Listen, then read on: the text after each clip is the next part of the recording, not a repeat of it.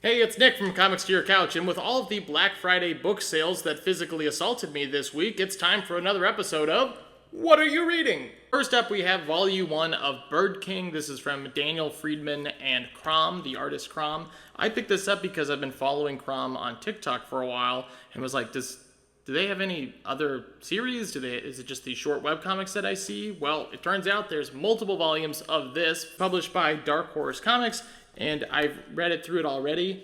This is an absolutely amazing adventure fantasy series. It feels like a beautiful combination of Dungeons and Dragons fantasy mixed with Lord of the Rings. There's a lot of lore specifically in this first volume that I'm really interested in. I'm already hooked on it. I'm already going to pick up the second volume.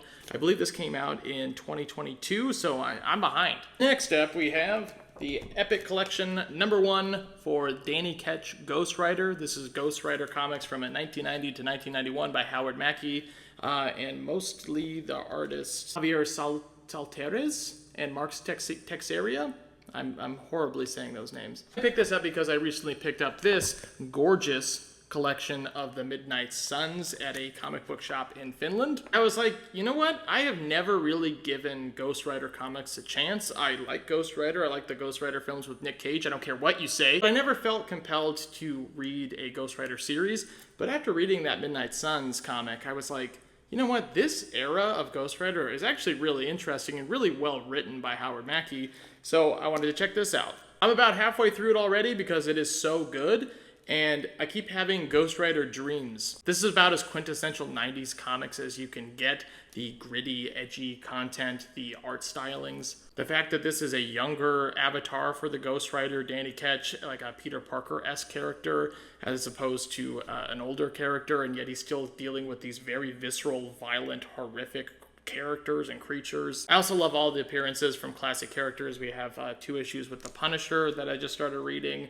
There's appearances from the villain Hyde, who just made his appearance in Immortal Thor after a number of years.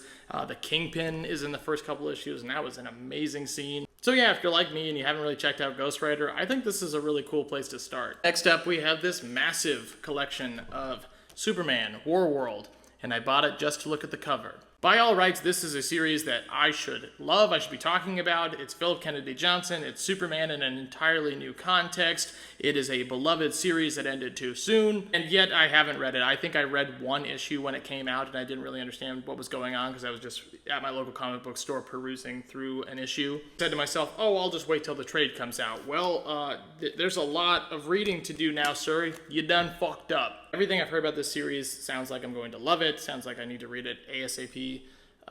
And similar to Ghost Rider, I don't think that there's a Superman story that really stands out to me as an individual. Next up, we have another huge oversight. This is The Avengers by Jonathan Hickman. For years now, one of my closest friends and comic fan himself has told me that this Avengers run is the best Avengers run. And after reading this first volume, that very well may be true. This, of course, is the Avengers series that heavily focuses on the Illuminati and the concept of universal incursions, which has been a huge plot point for the Marvel Cinematic Universe recently. But when you read this and then you watch those movies, it makes you want to hurt someone because this is beautiful writing. What I love about Jonathan Hickman and the Avengers specifically is his ability to write characters in a unique voice. It feels like you are reading exactly what Captain America should say.